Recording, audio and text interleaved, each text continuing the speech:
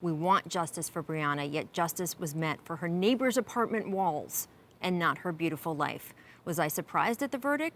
Absolutely not. But damn it, I was, and still am, hurt and heavy-hearted. I send my love to Breonna's mother, family, and friends. I'm sorry, I'm sorry, I'm sorry. All right, at this time, I do want to welcome Malika Andrews to the show. You have been here in the bubble, covering the league since the very beginning, got here before the players did. What struck you about the reaction of the players to what happened yesterday? Well, I think it was this overwhelming sentiment that they weren't surprised. Because I asked Jaylen Brown the day before the decision that they were just going to prosecute one of the officers in a charge that was unrelated to Breonna Taylor's actual death. I asked him what he was expecting, how he was expecting to balance having to play high-level basketball and also have to grapple with the decision that was being made. And he said that he was, at that point, already gearing up to be disappointed. And that's the overwhelming sentiment that we've heard over and over from these players who have fought since they got here, since they arrived in Orlando for some sort of justice, for some sort of answers in the eyes of the law.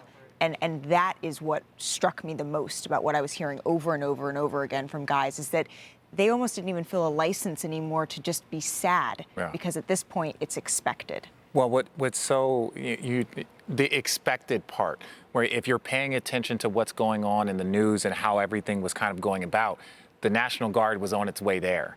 They told the police officers that there was going to be, to prepare. So basically, if you're paying attention to what was going on, you knew that the conversations were like, hey, this is not going to be pretty. People are going to be mad. People are going to be mad about this, so no one's getting any days off. Let's make sure that we're prepared.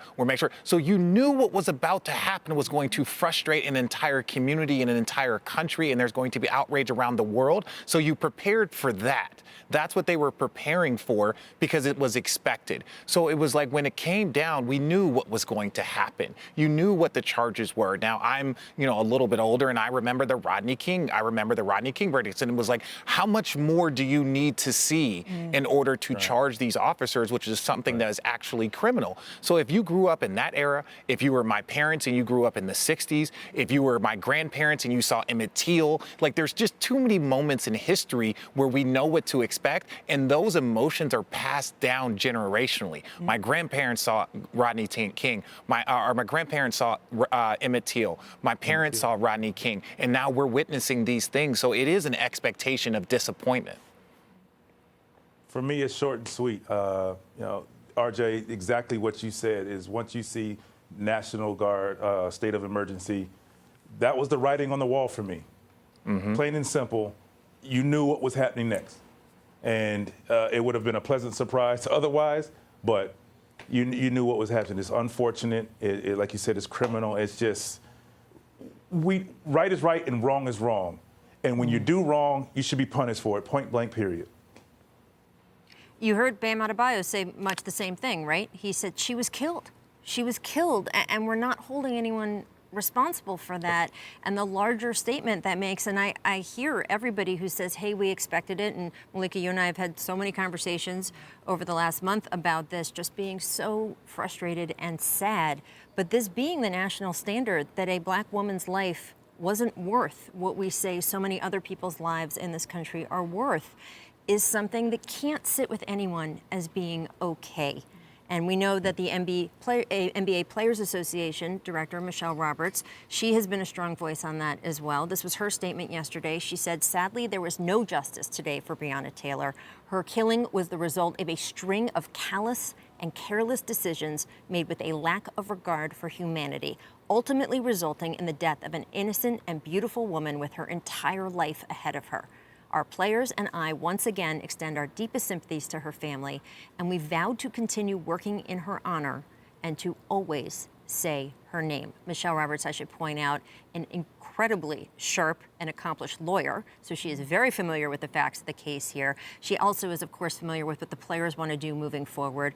Malika, what do you think players can do? Because I know they're exhausted, but they are also some of the most famous, powerful, economically advantaged young black men and women, when we include the WNBA. people in this country, and they do have a voice here.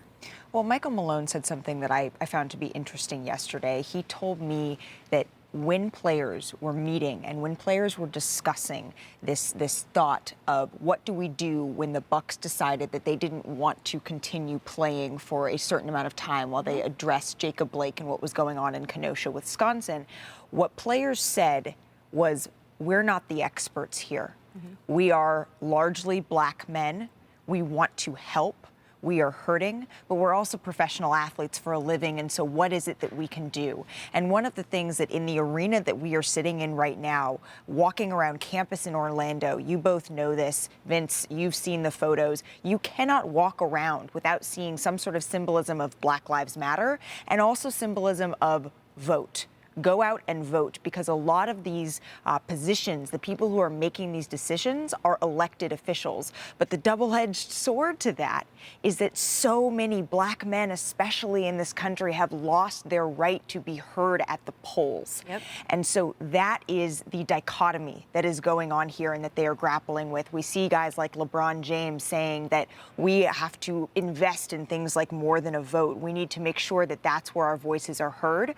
But we also need to do that on behalf of those who look like us, who will not have their voices heard because they committed a crime at some point in their life that has taken away their right to vote for the rest of the time that they are alive. And so that's what players are grappling with. I expect to see more pushes towards voting.